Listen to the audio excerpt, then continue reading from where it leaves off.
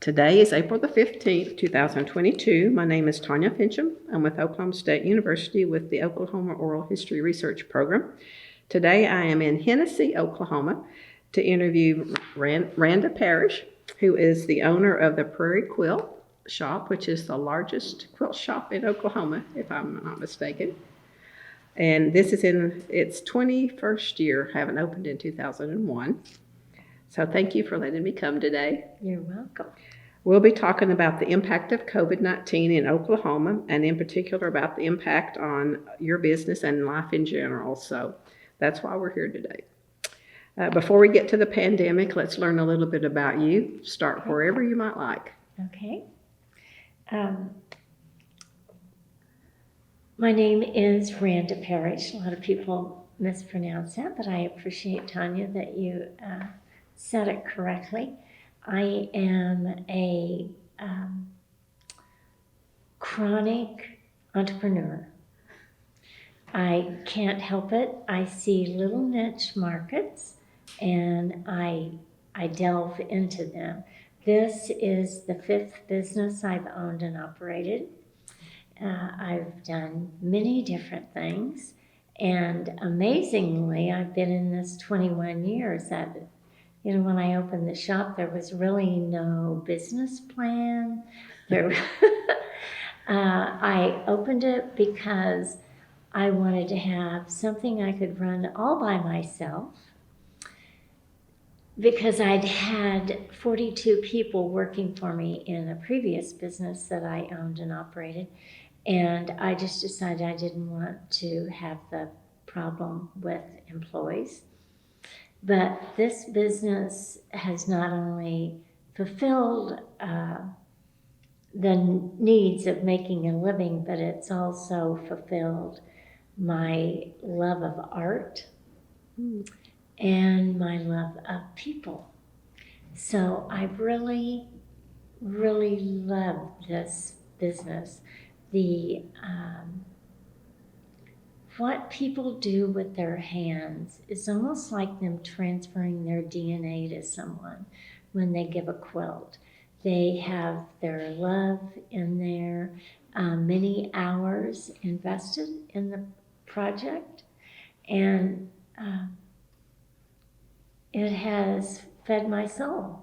You know, there is a little quote, I feed my soul with needle and thread, and I really believe that. Plus, I also think that when I sew, my grandmothers and my mother are kind of with me because they taught me to sew. So, about me, I'm married. I have several grandchildren, and that is wonderful. And I live on a little farm of 150 acres. 150 acres is small in this area, just south of Hennessey. Okay, so that kind of, how did you pick Hennessey as the place to open the business? I fell in love with my husband, and he lived here, so I moved here, and I commuted for 2 years to the city to run my other 3 businesses. And then I had a brain tumor in 2001, and after that I closed my businesses in the city and started looking for something else to do. I thought I wanted to be a high school teacher until I substituted a few times and realized I do not want to be a high school teacher. So, yeah, we appreciate them though, don't we? I first wanted to open a quilt show, and I have extensive experience in trade shows, in special events. So I wanted to open a quilt show, and I did that for 7 years in Oklahoma City in conjunction with the shop. I didn't really plan on having a shop. My husband just said, get this stuff out of the garage, because there were so many things in there that I needed for the show. So I came and talked to a little lady who had a shop on the corner. It was just that one first room of my big building. It's the only thing she had open. And I said, now I'm going to open up a little shop. I won't even have regular hours, and I'm not competing with you because I'm just going to have cotton. She didn't have much cotton in her business. And she said, why don't you buy me out? I'm 80 years old and I don't know how to get out of the business. And I said, okay. And my husband and my mother thought that the brain tumor was affecting my judgment. It took me a long time to get rid of all that double mint that she had in here. But that's how the shop started. Wow. It really wasn't a long-range plan. That was my next question. Yeah, it really wasn't. And so what got you hooked into it becoming what it is today? You know, people will scoff at this, but God led me. He led me. The people came in, told me what they wanted. I listened to them, and it became its own living, breathing self. Now we have a huge building. We bought 2 more buildings to the side of the shop, and so we have a very large shop. But then across the alley, we have the retreat center, and it is also a huge building. And these are over 100-year-old buildings. This one was originally the livery stable, and you can still see the hooks on the outside where you tied your pony up. Where you That's tied cool, your horse yeah. up. Yeah, it's really wonderful. So it's just grown. And I think that's part of that entrepreneurial part in me. You know, I can see where there's a need, and so I move towards that need. So you must be very good at marketing too, or have someone Yeah. on your team that is. Marketing has always been my forte, but now I have 2 full-time marketing people. No other shop has 2 full-time marketing people that I know of. And I know shops all over the United States because we're in kind of a close-knit group. But they don't have this, but we have to have it because we not only have the shop, I also manage a lot of shop hops.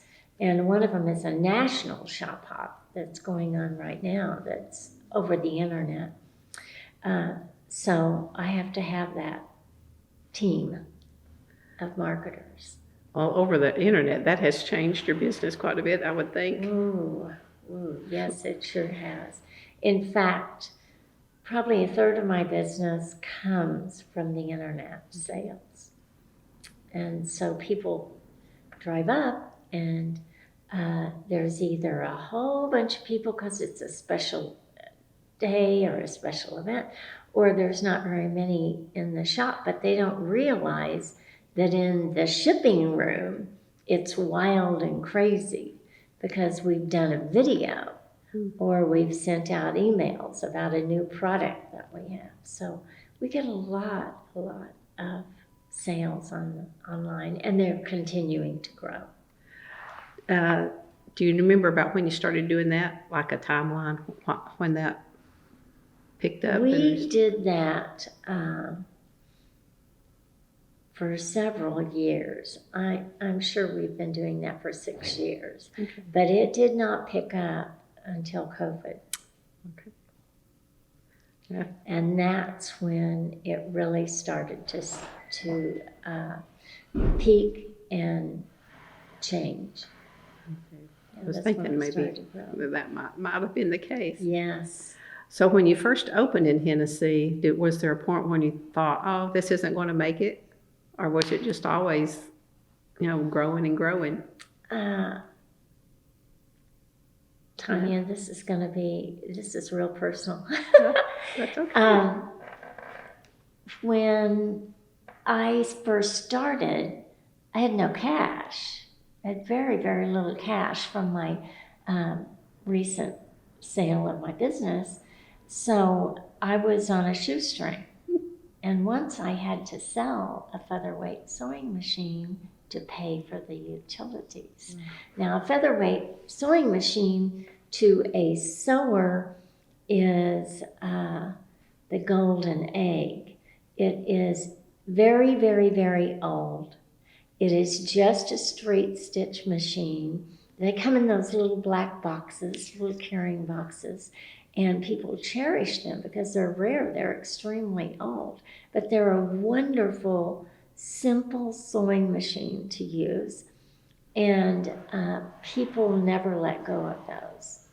Once they get them, they don't usually sell them. So it was really a sacrifice for me to have to sell my featherweight sewing machine to be able to pay the utilities. But I was very focused on it. And once I actually got started, I realized that it was a viable business. It was fun because, probably the first year I was into it, my husband and I went to a little hamburger place in Hennessey, hamburger joint, I guess. And the lady there who owned it was serving us, and she said, "Now you have the quilt shop?" And I said, "Yes." And she said, "You're not planning on making a living out of that, are you?" She had no idea what was the ability, the creativity, but also the possibility of what could happen. Is she still in business? She's still in business serving hamburgers, and every once in a while I remind her of that conversation. I would think, and correct me if I'm wrong, being in having established or started a quilt show, that would give you some more experience and more connections with what to do in the shop, maybe? Oh, yes. Yeah. Yes, very much so. Plus, that's how I created my email base, because email is the vital part of marketing.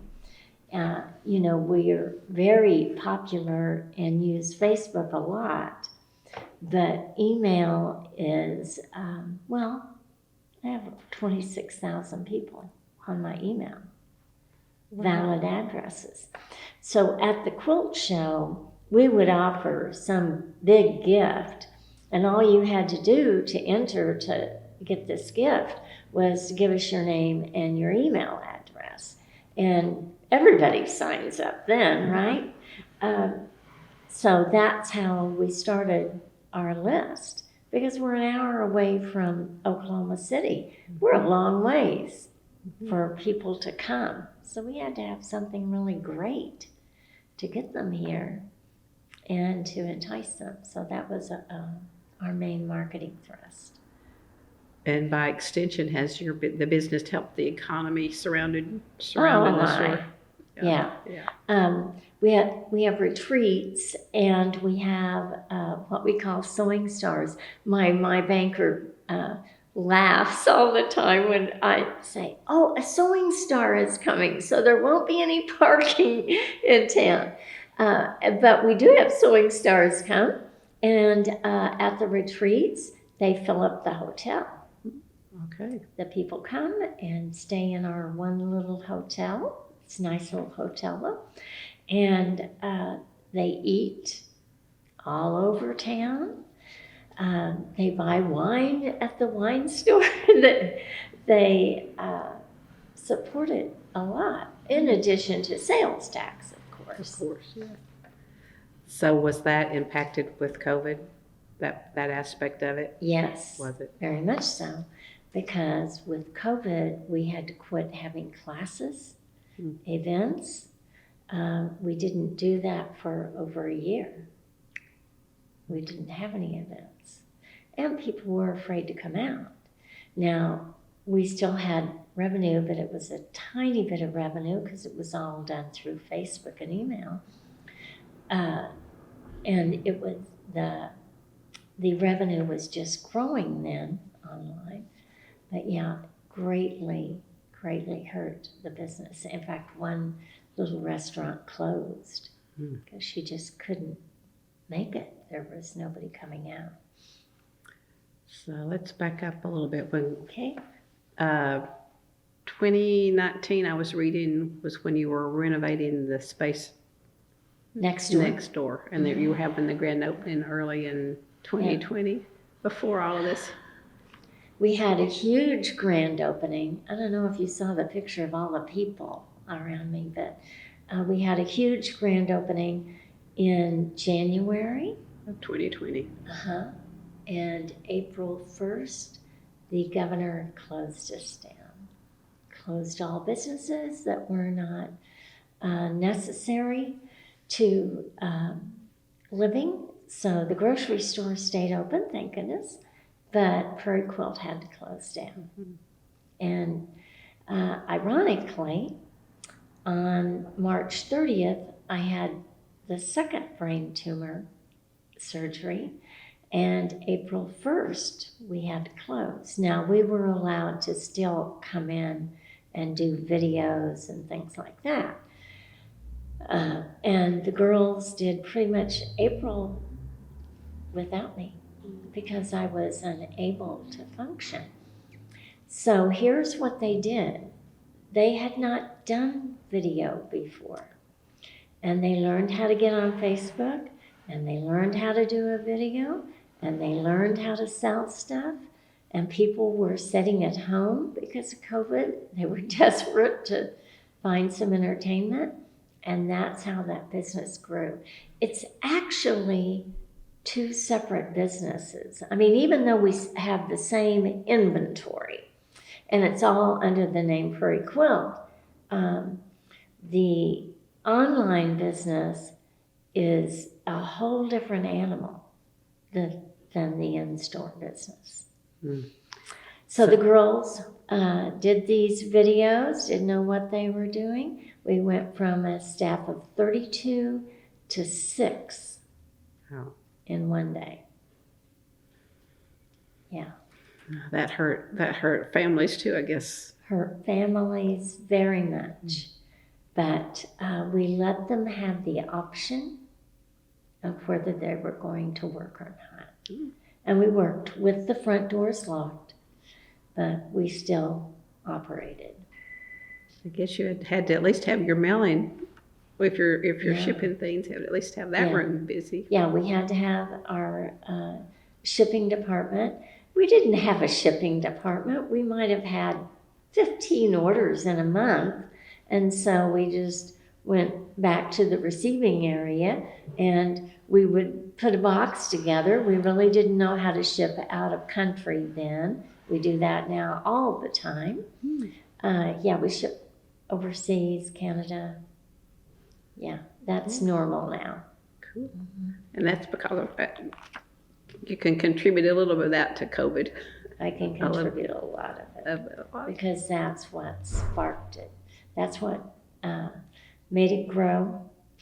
And how sad that is that we had to have a pandemic to create something. But the girls didn't know what they were doing, and they figured it out. They learned how to run a postage machine. They learned what kind of boxes to put things in. Very interesting. They figured it out. They didn't know what they were doing. Well, and figuring out Facebook and recording and all of that's not always easy either. Yeah. I admire them so much, and they are still here. They're all 6 still here. But I really admire them for what they did. So, from your original staff, have you got someone that's been here with you since day one? She just retired a few months ago. Okay. And it wasn't day one, it was after the first year, because the first year I ran it by myself. Okay. Hard to believe, but yeah. Well, if you had to sell your sewing machine, I would think maybe, we could afford a second person for a little while. Wow, that's cool. It's a long it just continued to grow, but changed Yes. a little bit along the way too. Yeah.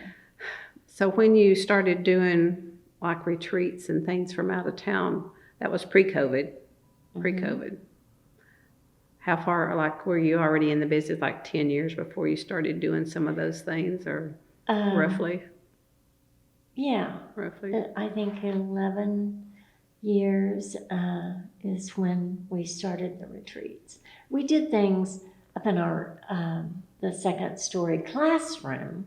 We did little things. Well, we call them little because there were 20. Now sometimes there's 60 people in here in classes, and we'll have well over 100 if it's just kind of a come and go. But for 5 years, we enjoyed great retreats, and then we had to take a break. But the utilities were still on. The bank loans were still there. Still had to pay vendors. It was a tough time. Really tough. Did you have to sell any machines for that during that time? No, but we had to negotiate with a lot of vendors. Was there supply chain shortages? Oh my gosh, and still supply chain shortages.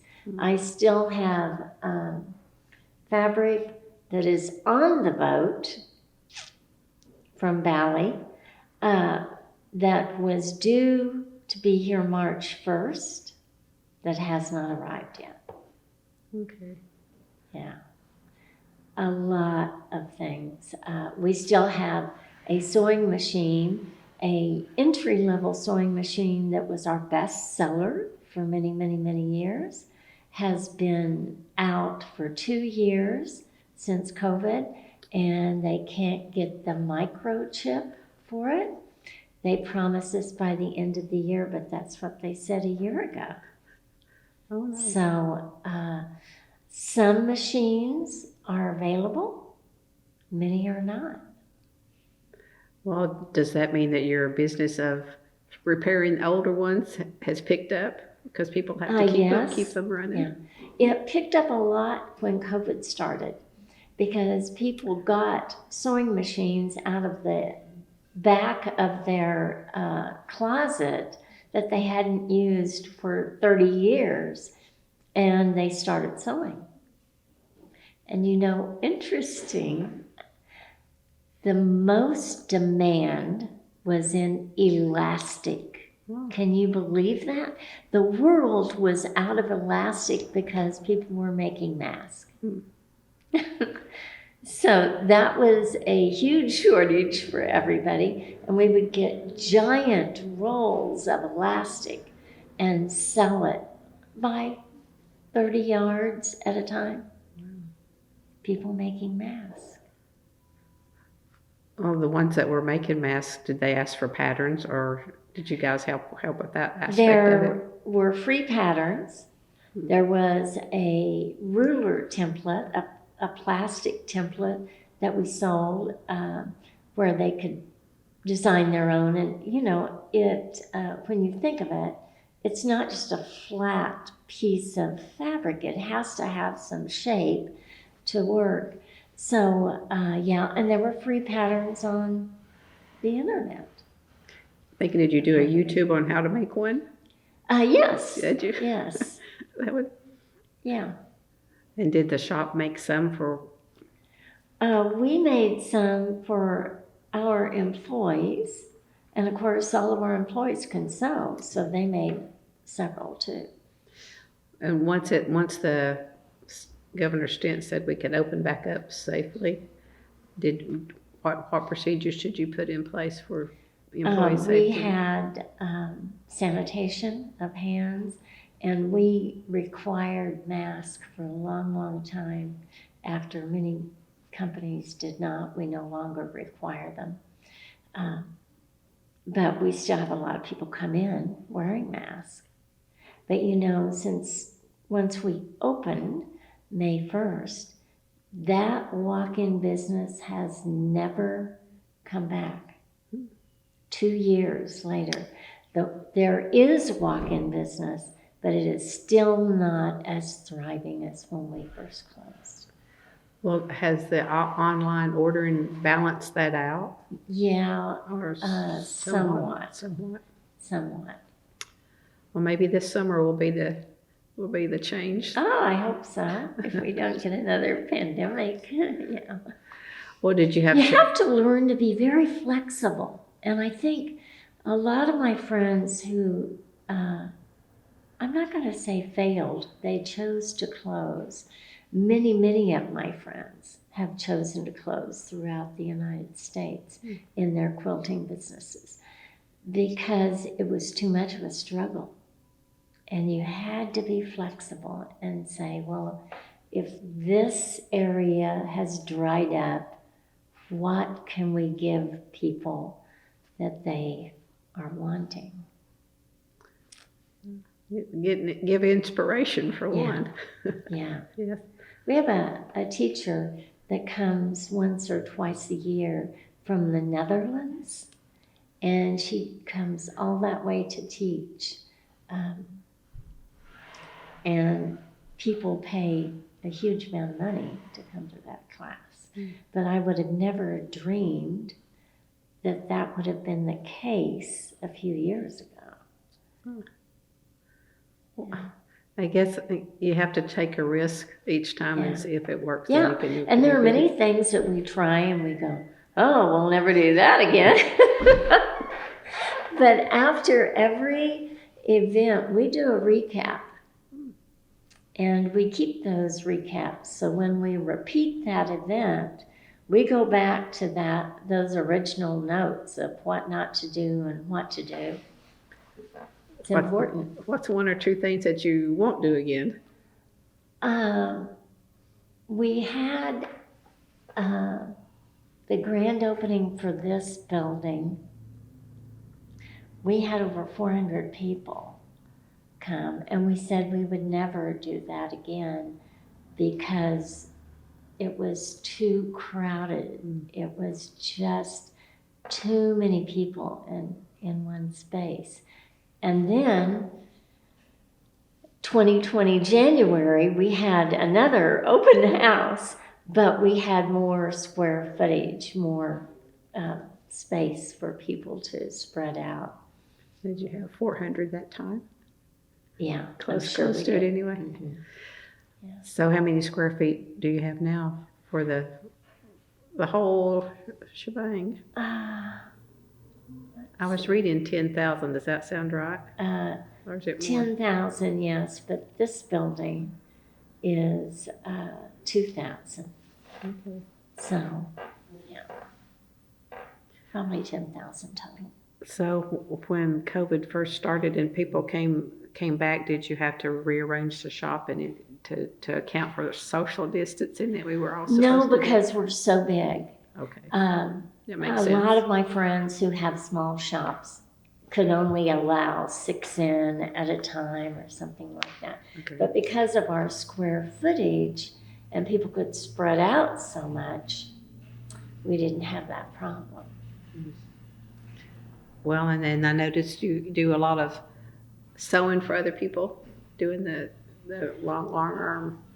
Yes, we do the quilting part. They piece it and then we quilt it. Yeah, we do that. We have 2 full-time machines going constantly. Well, were you able to continue to do that during the COVID 2 years? No, No. we couldn't during that time. Well, the first year. First year. After that, then we got back in.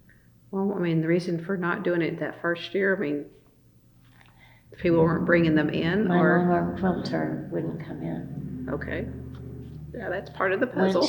Once she came back to work, then we started in again. It takes some training to do. A lot of training and a lot of artistic ability. Because although some of it is done just by machine, a lot of it is done free motion. So they're taking the sewing machine head and they're actually moving to make those feathers themselves. Okay. So they have to be very artistic.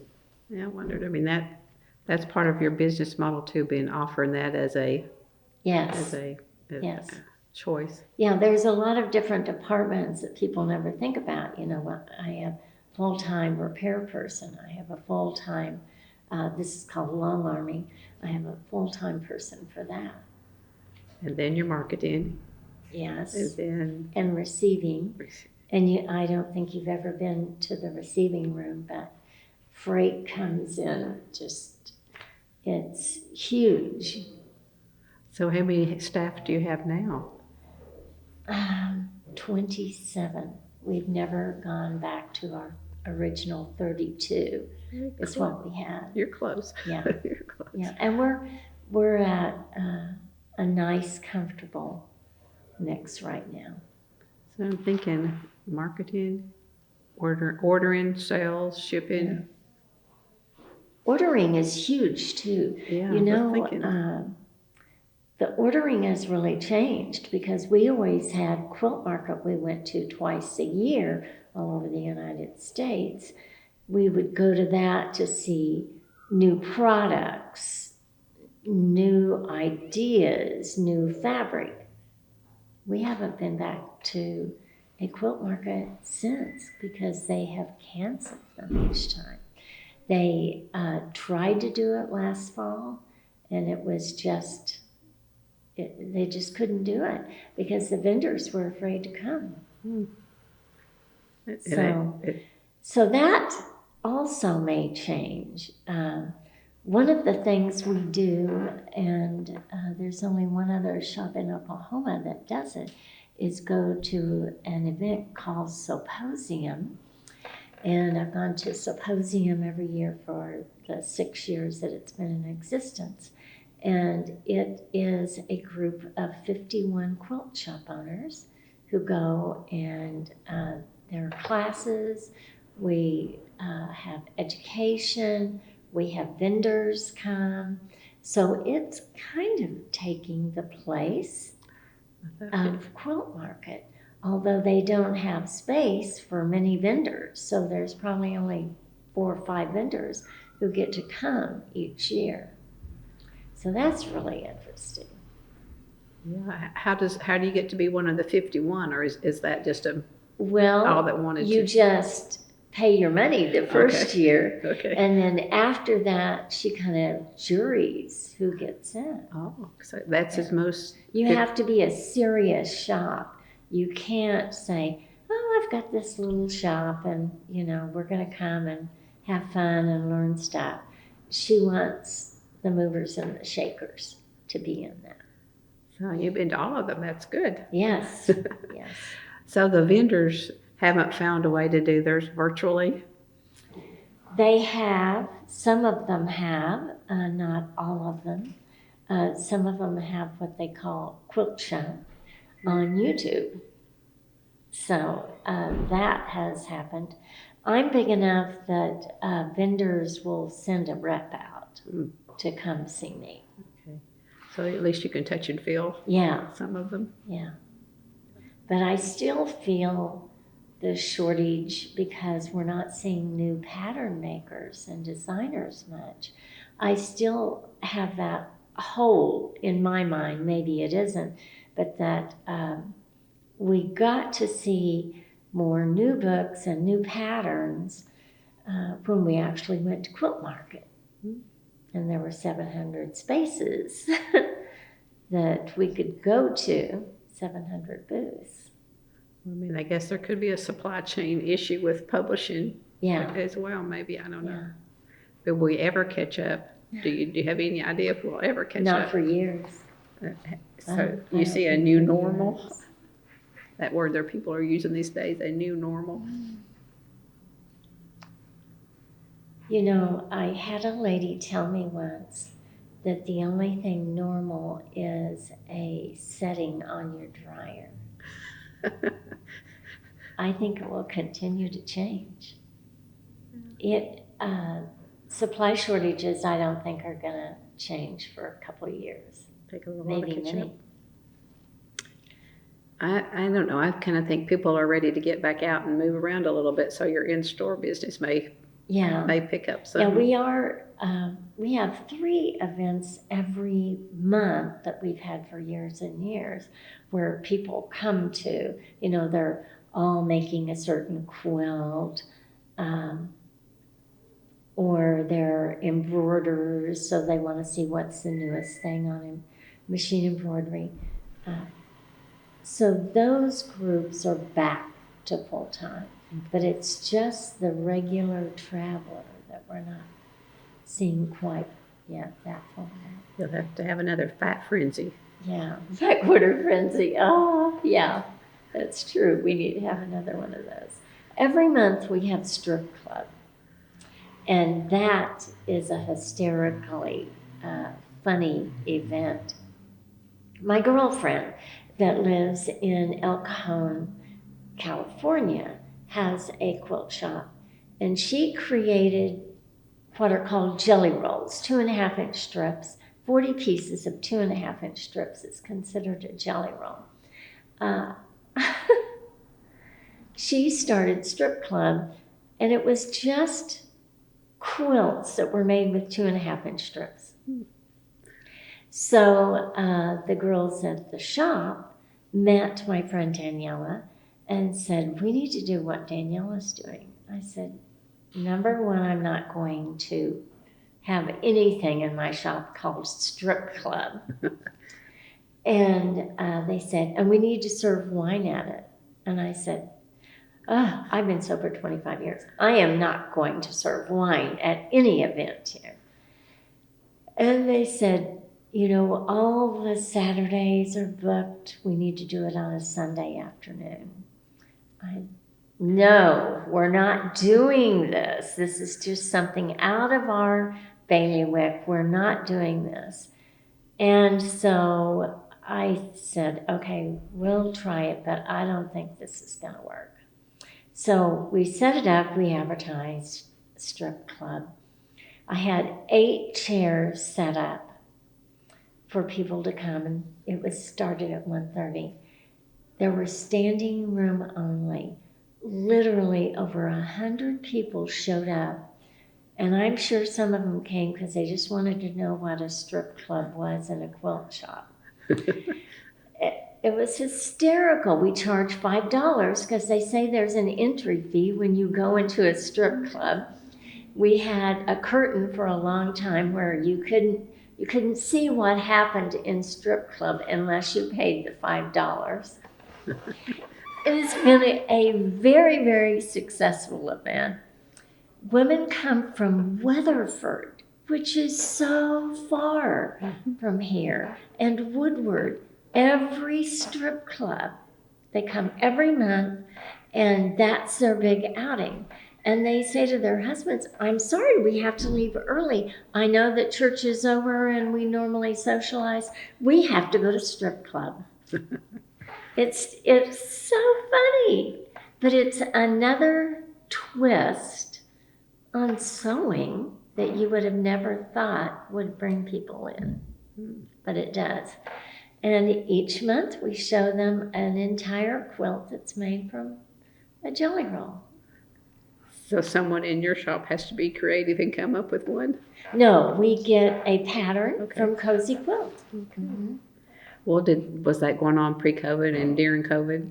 Or is it just now? It just started back up. So it had to quit. It had to stop during. It had to stop for a while. Mm-hmm. That's cool too. And then the poker run. Oh yeah, the poker run. We just finished the poker run. That was fun. We call it Luck of the Draw, and it's with 5 shops because you have 5 cards, right? And 5 cards done.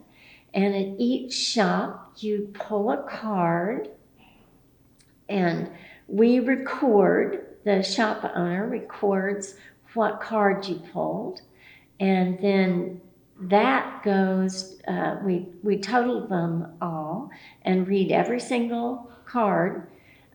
Once they have a full hand, then they hand that in, and the winner wins a sewing machine. Yeah. And then at each shop, they get a small piece of fabric, and if they make a block with this small piece of fabric, then they get into on Facebook. It's posted on Facebook, and whoever has the most likes win. And the blocks are incredible, incredible that they make. So did COVID impact that step too? Yes, Or luck they would have to, I was guess. canceled that year. Luck of the Draw was canceled. Had to be. Yeah. Nobody was going to be out. Yeah, but it's back on. Mhm. It's back on. Oh yeah, and we had a great crowd this year. Yeah, I keep wanting to do the shop hop. I mean, I guess it had to stop for a Yeah. year. Luck of the too. Draw is a little shop hop. Road to Oklahoma is the big shop hop that I created, and it's 32 shops this year. I believe it's 32. 32, and all of them in Oklahoma. Uh-huh. Yeah. And so it's 2 months long, which gives you enough time to go clear to Stillwell, which is on the borderline of Oklahoma and Arkansas, and as far as Ringwood, south to Cache. Okay. So there's a lot of miles in between, but it's lots of fun. We have an exclusive group of fabric that I design.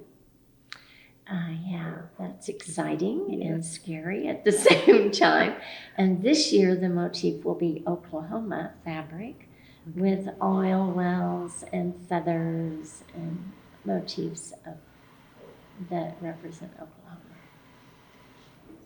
So designing fabric could take place during COVID if you're working from home. Uh-huh. Yes. So speaking of home, did that change during COVID where you had to do more of your work from home? Or would you just come on to the shop and do what you normally do? Once I was well enough from my brain tumor, I came to the shop. So home environment did not change that much. No. That much. Well, my home environment did change because my husband couldn't go anywhere. Okay. And that That's make it different. So when I came home, he was so excited to see me. Teach him how to sew. Does he He know does know how to sew. He has made intricate quilts. He hasn't for many years, but yes, he's made Mariner Compass, which is a very intricate quilt. And then the next question, does he cook? He cooks a little, but I don't like to clean that much after he cooks. It's a mess. So normally I cook. Well, did your routines change much? I mean, did you learn how to order groceries online and stop eating out? We have done that, but we stopped eating out for a year and a half. We did not eat out. And I think we were healthier. Yeah. Yeah. You just need different recipes to try. Groceries still aren't delivered in Hennessey, Oklahoma. We can get dry goods. We can get canned goods delivered or cereal delivered, but no fresh products. Well, I guess HelloFresh, you could get that, or where they, Blue Apron, where they ship you a couple meals at a time during a week. But no, we didn't have any raw groceries. So you'd have to go to We still had Enid to or Hennessey has a little grocery store. And I guess Kingfisher might be the next Yeah, one. Kingfisher has a Walmart. Okay. Yeah, but we have to leave Hennessey a lot to get things. And that would have changed during COVID too. Yeah. I mean, yes. Well, and then Sonic. You do have a Sonic. Yes, we have a Sonic. Which places have had trouble staffing Sonic during all of this too. So I mean, that's. Waitresses are hard to find at our little restaurants, but they're doing good.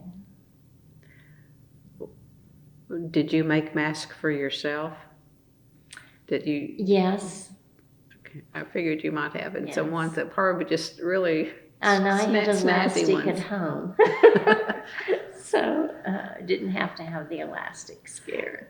Do you remember putting one on for the first time because of all of this? Do you remember what Yeah. that was like? Mm-hmm. And I was in the hospital Oh, okay. because they made us wear masks in the hospital. And when I had my brain tumor, they wouldn't let my husband even come into the hospital. He had to drop me off to have brain surgery. Couldn't wait there or anything. It's very strange. Very, very strange. And I had to have a mask to go in. Well, I guess that you said it was in April of 20, right when all of this was March going on. 30th, yeah. Yeah. And you're here. I'm here. I don't always think as clearly. And I have a loving staff that if I have to ask 7 times where something is, they do not roll their eyes. They do not sigh big. They just treat me like someone who has a learning disability. Well, you have to trust your accountant then not to let you order something that's just crazy. Well, I do all the ordering. I have a lady who does reordering, restocking of things. She does that ordering, but I do all the ordering of fabric and notions, make all those decisions. And I have a good level head for that part. I imagine that's seasonal if you're trying to Oh, get. yeah. And what they're showing me now is for next summer, Oh, a year from. a year from now. Is that typical? Was that typical before? Yeah. Was it? After being in the business 21 years, it was not so much that way in the beginning, like 90 days out, a quarter out. So in the fall, I would be getting Christmas fabric, and I had ordered that in the summer. Mm-hmm. But now it's the full year. So for Christmas, this coming Christmas, you've already ordered for. Oh, yeah. For And some of it's already in the receiving room for Christmas. But not on the Yeah, showroom. not on the floor yet, but it will be soon. So that has slowed down or changed some because of COVID, that whole process. Yes. A lot of pieces. Yeah. I mean, you've had to keep up with a lot of changes. Yes, we have. But we are flexible. And if somebody comes to work here and they aren't, it's not easy for them to move things all around the room or to change how we answer the phone or change our point of sale operating system. If that frustrates them, we know they're not going to last here because they have to be flexible and they have to be able to handle the strain of many people waiting in line to get their fabric cut. Just focus on what you're doing right now. I noticed the shirts coming in were color therapy. Yeah. You can talk a little bit about Those that. have been very successful. Our head of marketing, Danny Comstock, has designed our shirts for many years. And so about every 6 months, she brings in a new design. And color therapy was her recent one. And they sell very quickly, online and in store. I wonder if the therapy part is good because of the COVID. I mean, people have been isolated and Yes, need. it is therapy to sew. Yeah. And some people say, oh, I hate to sew. And I found almost every time it's because they have a machine that doesn't work or they weren't trained properly, or sometimes it's that they've forgotten how to thread their machine properly. So a lot of it we can cure here by just seeing where they're at. You know, if they say, I don't enjoy it, it's because they haven't had some good teaching, loving teaching. I have great teachers here. During COVID, were they still, well, they couldn't really teach, I guess. Well, online they could teach. Yeah. They could do. And we still teach online. Okay, We still do some stuff online. Thank goodness for technology and internet connections. And who thought that we would be manning cameras and lights and, you know, and microphones? Who thought that we could have ever handled that? But we did. How many followers do you have on Facebook, do you know, roughly? I think it's 17,000, I believe. That's pretty good. Mm-hmm. Do you know how far away they are? Are they all over the world? all over the world? Uh-huh. Yeah. And you're shipping things to all over the world. all over the world. Any unusual places that you thought, well, I'll never... No, not really. I don't think I would have been smart enough to figure out how to ship to Denmark, but the girls, I have one man who works for me, but I call the others the girls, and granted, some of them are 85 years old as 85. They love to have a problem and figure it out. They really thrive on that. So you give them a problem, how am I going to get this to Denmark? And they can figure it out. Like a challenge. Yeah. Mm-hmm. Well, that comes out from it. They have a good leader for that. Yeah, It sounds like. Yeah, and I delegate a lot anymore, too. Not everything, but I do delegate a lot. Well, where do you get your inspiration and your creative ideas? Since you can't go to market. Yeah. Sometimes I'll find a new designer. I have designed quilts before. That one was in a big magazine. But on the whole, if you look at Pinterest, you can get some pretty good ideas. Before we had Better Homes and Gardens magazines, Southern Living magazines, and I still sometimes look at a few of them. But you go to Pinterest and you research, you can find a lot of good ideas. Now, I don't necessarily copy those ideas. We take those, spread them out, and then say, oh, we could do this by just getting a little idea and then creating our own. And then you do quilt kits? Oh yeah, we do a lot of quilt kits, and people love that because a lot of people, although they need color therapy, don't have color confidence, don't have confidence to pick out colors. Like this beautiful quilt here. They don't have the confidence to put the colors together. So we do that for them, have a complete kit with a pattern or a book, and they take it home and they're ready to go. And with pre-cuts, which are pre-cut fabric like jelly rolls or charm packs, they go home and they don't even have to cut. They just start sewing. And they like that. Well, making the kits, did that change during COVID? No, we still did that. We do more now because we're able to have our shop hops, so we have even more. Is that kind of like an assembly line, or do you have one person that's just... I have cutting? one person who is in charge, and then she has 2 full-time people who help her. Just cut. Cut and measure. It has to be exact because once you make a kit, if you run out of that blueprint, that we can't afford to have 4 yards of something in case somebody made a mistake. So we really double check our work a lot. Oh, math. Mm-hmm. Is that done with pen, paper and pencil, or on? All computerized. Computer? Yeah. Okay. That makes sense. It has to be a lot of math, and sometimes pencil and paper too. Have you done the kit since from the beginning, like when you first opened?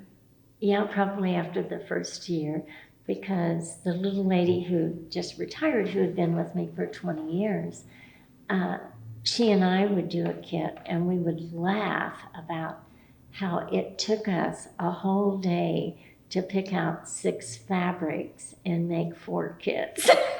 And now we're making, many, many, many kits a day. And it depends on how intricate they are and how many fabrics are in them. Do you know if beginners like rookies opt for that option first? Yes, Just they to usually see. do, because they don't know where to start. Yeah. And they follow the instructions. Mm-hmm. Do you notice if there's more coming into quilting now because of COVID? I mean, did new customers? There was, yes, especially when COVID started. There were a whole lot of new people and who didn't know what a 1/4-inch seam was and who were hungry. And so they went to Facebook and YouTube to learn, and Pinterest.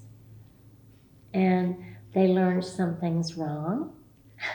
That's okay. We can fix it. We can help them hone their skills. Okay. Yeah, get used to a seam ripper. Yeah. No. There is an electric seam ripper we sell a lot of. Okay. Yeah. And rotary cutters. Uh-huh. Yeah.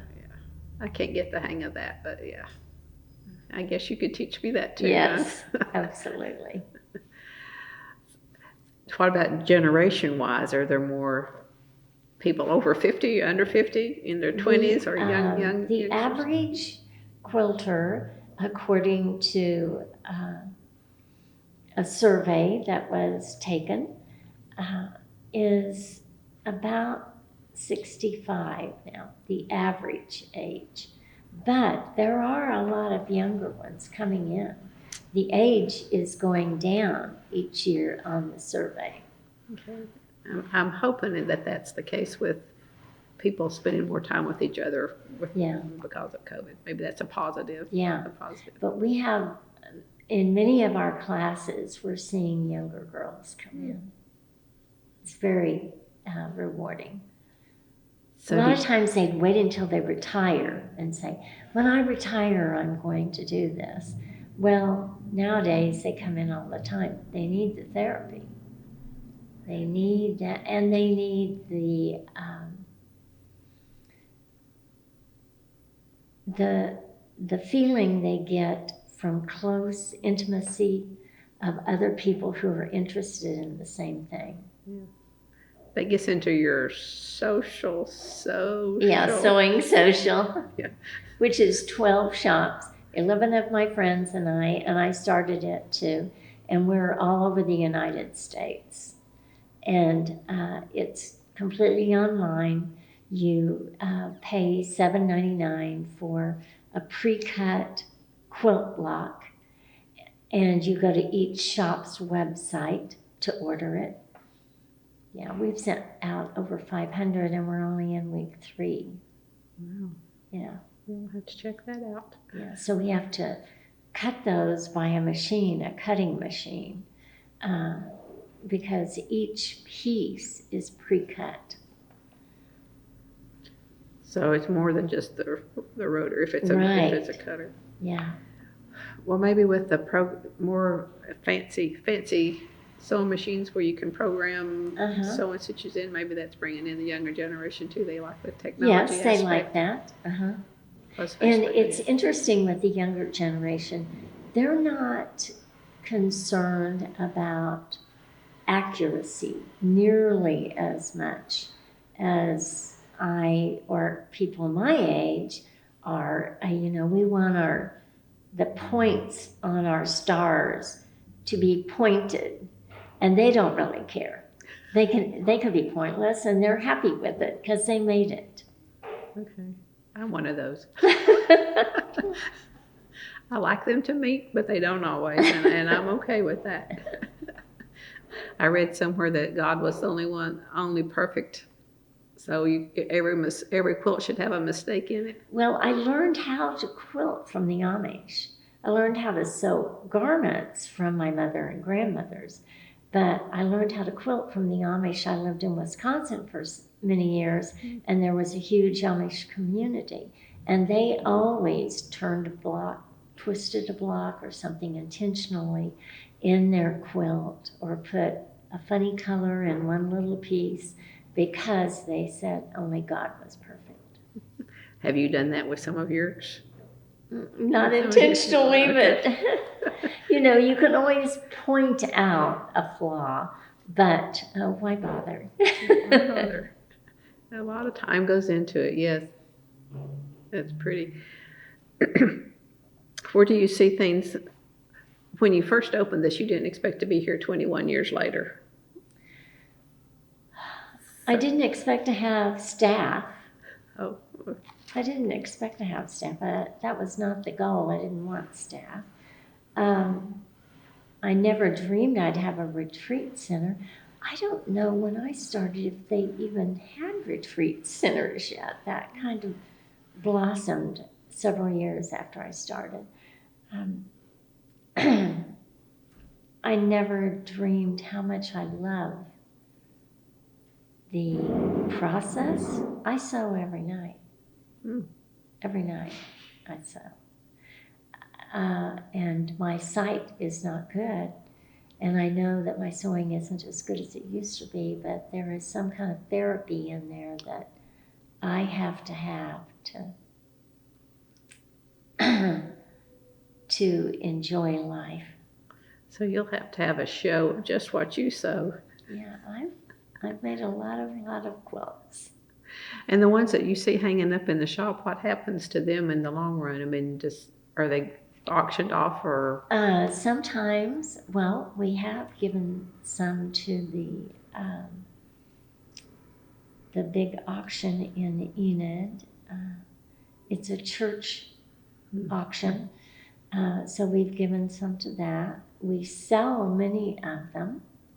Okay. We sell many of them so that we can take that money, reap that money, and reinvest it. Yeah, or make another one that gives other people newer ideas. When the pattern goes stale and there are no kits left or no fabric left, then usually that's when we sell them.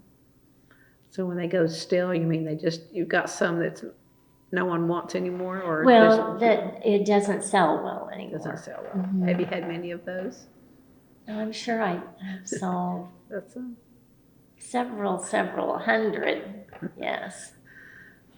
Okay. It's amazing, I think, to think about it from a one room to what it is today. So 20 years from now, we'll still be hopefully here doing some. I'm 71. I can still be here. I don't know if I'll be here or not. At least 10 more then, because the other lady was 80. If I'm not, I hope somebody else takes over. I really want it to survive. Well, I'm sure the town itself wants it to. Oh, sure. Too as well. Mm-hmm. How'd you come up with the name? Well, we're on a very flat farm. I would have never named it Prairie Quilt looking back, because many people don't know how to spell prairie. Oh, they forget that. Yeah. They don't know how to spell it, but it's Prairie Quilt, and it's going to stay Prairie Quilt, and it describes us. We're flatland. We're very flat land. We're on the prairie. And then windy. Yes. God, I wish that wind would stop. So is most of your fabric cotton, like you started Most out of it is cotton. We do have some polyester. That's the plush fabrics.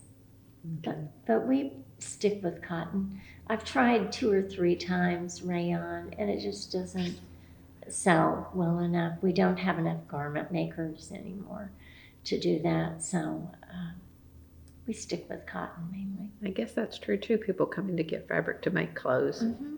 That doesn't happen very often.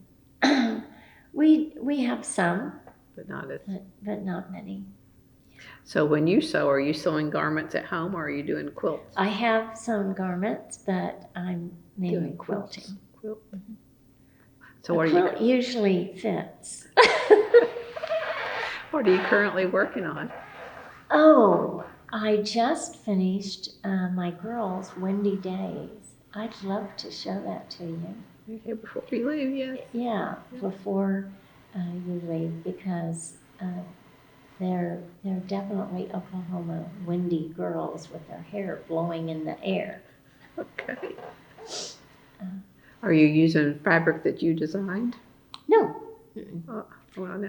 I'm using a fabric line called Tilda, and Tilda is an awesome European design, and I really, really like it. It's soft colors, it's almost romantic, I would describe it as. So when you design your own fabric, what's that process like? I mean, I don't have a clue what goes into it. I work with a company, and they show me black and white prints of things, and we revamp them, and then we start in, after we've got the prints, then we start in with the colors. Mhm. All the ones that I do are batik from Bali. Now, the world has kind of changed, because before they would have the printing process, and then batiks are totally different. They are done outside, dry on the grass, are printed on the grass. It's a very, very different technique. It's not automated. But now digital is huge, huge. And so I may go to digital someday, just because it's so much faster. You can get it quicker. Doesn't take nearly as much time as batik, because batik has to be done on the opposite end of the rainy season in Valley. They can't do it during the rainy season. They can't do it during the 2 weeks of holy season, and digital can be done anytime. Well, then that's something new to try. Yes. And find another niche to fill. Yeah. Gosh. So what's next for the store, do you think? I mean, you're always on the cutting edge, but so it'd be Bus tours are tours. starting up again. Mm-hmm. So we hire a bus, and in 2 months we're going to go to Tulsa. So we'll be advertising that you can get on the bus and spend a day at Furry Quill. So they come and they shop, and then they eat here. We have behind us here, we have a huge room for eating, for kitchen, and we have a full kitchen. We feed them. We feed them. We make the meals. And then they see a presentation that I do on stash busting, which stash busting is taking all the scraps and fabrics that you have in your house and making something beautiful. So I do that presentation, then we put them back on the bus and they go back. So they get on the bus in Tulsa Uh-huh. and then come. And we entertain them on the way. And then at the end of the day, we put them on the bus and say bye-bye. It's always real fun. And of course, that couldn't be done during COVID. So is this the No, first? This is the first. This is our first bus tour in a long, long time. We used to do it all the time. And they were popular? Oh, yeah. Popular. We'd get people from Wichita, Oklahoma City, and Tulsa. I think on a bus holds what, 70-ish? 50. 50? Mm-hmm. 53, and we need those extra 3 spaces for our supplies to give them. And then whoever's entertaining them along the way. Yeah. I guess 50 is easy to easier to manage than your 400. Yeah. Yeah. 50 in our store can spread out really, really well. Okay. So as we wrap up, as you think over the last 2 years, have there been some positives out of COVID from the store? Unfortunately, it's gotten new sewers. And I say unfortunately because, well, I shouldn't say that. Fortunately, new people have started sewing that weren't sewing before, that probably would have never sewn. So that has been wonderful. It's gotten my team tougher. Hmm. They're very resilient, and when an emergency happens, they stand tall. They say, yeah, we can get through this one too. As far as business, we're back up to our numbers that we were in 2019, which is good. Been a hard struggle though with the shortage of machines. And some more fabric. I guess fabric's not being as short as machines. Oh yes, there were huge shortages for a while of fabric, Okay. and now it's still big delays. If this is April 15th and March 1st, I was supposed to have that whole shipment here. Okay. There's still delays. It may be August. Huh? Maybe August. Yes, it might be. God forbid, but it might be. Well, the employees that made the choice to stay home during COVID and not get paid, did some of them come back? They all came back. They all came back. They all love their job. Did any in your circle have COVID? Get COVID? 80%. 80% had it? Mm-hmm. Any serious cases? Thank goodness, no. Okay, that's good. Yeah, I'm not one that had it. I've been vaccinated though, you know. Yeah, me too. But my sisters were vaccinated and they both got it. So Interesting, isn't it? yeah, it is interesting. Well, when they were allowing vaccines or had vaccines available, did that change any of your business at that point? Do you remember if people, I don't know, started coming back in more then? Yeah, or I think so. helped a little? They did start coming back in. Okay. But they're still masking. I'm going to guess about 50% of them come in with masks. Our staff, I have 2 who still mask. I wear mine to Walmart. Yeah, that's And how my husband is. He wears it to Walmart, but not Bass Pro. I haven't figured that one out. He thinks fishermen are safe, I guess. Well, I guess maybe they social distance more. I don't know. Let me look over my list to make sure I've covered things I wanted to cover. Is there something that I should have asked that I don't know to ask? No, I don't think so.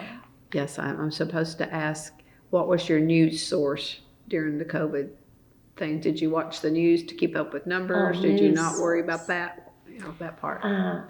My husband watched the news. About 7 years ago, I quit watching the news because I realized it was making me so tense, so agitated all the time with frustration of the news, that he gives me a Reader's Digest recap at the end of the night and tells me what's going on. And I know that's terrible. I know I should be keeping up with all this stuff, but he gives me what he thinks is pertinent information, and I don't have to see anybody arguing on the TV. I feel you, yes. So did he keep up with the number count? Like Yes. Oklahoma was high or low or that sort of thing? And he would tell me He'd tell you. if we were in the red zone or, yeah, he would tell me. So that hasn't changed then for you. He's just done it for you. Yes. Okay. Mm-hmm. I just can't take it. Yeah, I'm with you. I let someone else tell me those things too. And you sold the quilt show. Yes, I sold it. We've talked about the poker run, 12 at 12. 12 at 12 is a shop hop that we do every once in a while online, totally. And it's at noon, and it's with 12 other shops. And so my day might be Thursday, and at noon I would come on and I would promote the other shops too. And we would show bundles of fabric and patterns. on And then they that could purchase. one. Did that start because of COVID, or was it already going before 2020? No, it didn't start until after COVID. Okay. Most of them didn't start till after COVID. Sewing Social was going on. It's in its 60th year. Okay. Sewing Social is the one that I started a long time ago, and that one started before. But I don't know of any of the others that are online that started until after COVID. And COVID may or may not have hustled that along a little Yeah. bit. It may have been on. That reminds me, we need to talk about your app. Was Oh. that on the books before COVID? Or Oh did it- no, that app has been around for about a year. Okay. Very, very nice. Easier way to shop than Facebook. Okay. Because if you want 6 yards of something on Facebook, you have to put sold 101, push enter 6 times. On the app, you can quickly scroll on the items. And then if you want to see how this rotary cutter is used, you just push the rotary cutter and up pops the time during the video that we talked about the rotary cutter. So it's really a great way to shop. Who figures that out? That's not what. Marketing department. Okay. I have no idea how it runs or the electric and gas. I know that they do it. And you can explain, Yeah. that's those steps. Well, was that already planned though? Because or did COVID? Did you start it because? When we started selling on Facebook. Okay. Okay. Then about a year later, it came on. So maybe that's a positive from COVID. Yes. Yeah. Yes. In some ways, And adds more getting work, those work. new people who learn that there is a lot of peace and enjoyment in creating something. We call it a craft. You can call it a craft, but whether you're using clay or fabric, if you create something, that usually gives a great feeling inside of a person that they have created beauty. And you've helped a lot of people do that. Well, I hope so. That's really what I want, is to inspire them. Okay. I read you. It's education, Yes, recreation, inspiration, and inspiration. and a little bit of fun and laughter in between. I think mission accomplished. Yeah. Okay, I'll end with my last question then is how do you want people to remember you? When history's written about you, what do you want it to say about Randa? That she taught me how to put in a zipper. That they learned something that gives them enjoyment the rest of their lives. That's pretty big challenge there, but that's what I'm doing. I don't have to be doing this at 71, but I still love to see it when their eyes light up because they have learned something, that they have learned how to do this craft and enjoy it. Okay. Well, then one last question then, because we need to do it for history. What have we learned from COVID going forward? If 50 years from now, when someone's looking back at the impact COVID may have had, I know that's a hard question, but to be flexible.